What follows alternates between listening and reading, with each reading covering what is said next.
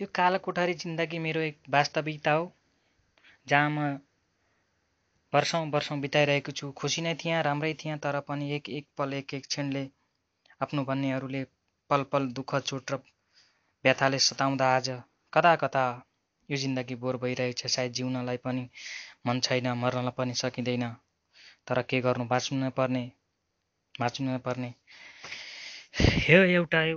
यो मरुभूमिको चिसो हावा, गर्मीमा साह्रै गर्मी, पङ्खाको भरमा सुत्नुपर्ने, जाडोमा साह्रै जाडो, एउटा तन्नाको भरमा सुत्नुपर्ने। यही छ मेरो जिन्दगीको वास्तविकता। तर सहने शक्ति मात्र भएर हो, बाँच्न आधार त केही पनि छैन, तर कतिन्जेल बाँच्नुपर्ने छ। हेरौँ, यो सायद यही मेरो जिन्दगीको वास्तविकता हो। यो एउटा जिन्दगीको हकिकत। सायद म एउटा नेपालीले मात्र होइन, हजारौं नेपाली, लाखौं नेपालीहरूले यही जिन्दगी बिताइरहनु परेको छ।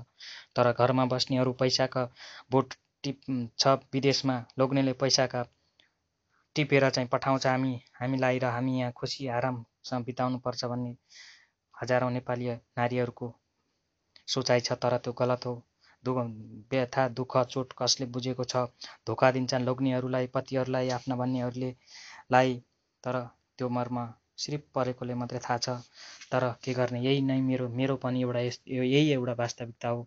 सायद 12-15 वर्ष विदेश बस्दा पनि साउको ऋण तिर्न नसकेर पल पल आँसुका धाराहरू बगाएर जिन्दगीभरि सहन गर्दा पनि आज कुनै पनि क्षणमा खुसी छैन, शान्ति छैन, सुख छैन।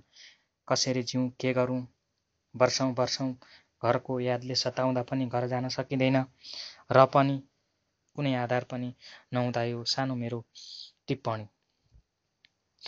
कर्म नै यस्तो, जिन्दगीभरि रुनु नै पर्ने भो, कोही छैन सहारा, जिन्दगीभरि यति नै बित्ने भो।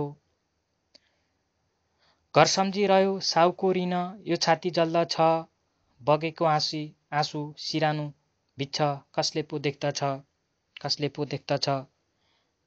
यही व्यथाले पीडित भएर आज म जिन्दगी बिताइरहेको छु। सायद हजुरहरूलाई हाँसो र लाग्ला, तर मेरो जिन्दगीको वास्तविकता हो, सच्चाइ हो, र यही सच्चाइको साथ मैले जिन्दगी बिताइरहेको छु।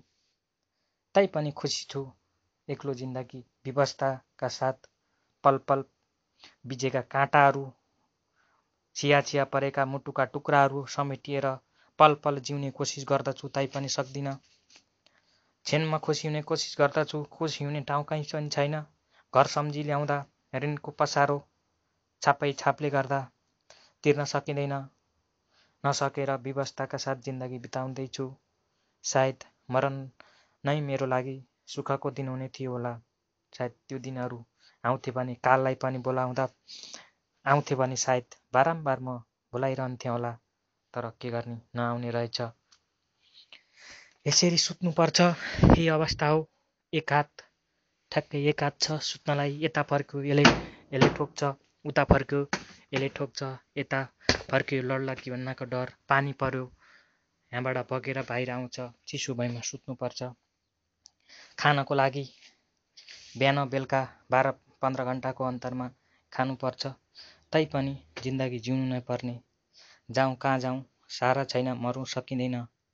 त्यसैले मेरो जिन्दगीको व्यथा सायद टुङ्ग्याउन कहिले टुङ्गिन्छ थाहा छैन। टुङ्गिएको दिन नै मेरो लागि सायद खुसी हुने थियो। हस् त, धन्यवाद।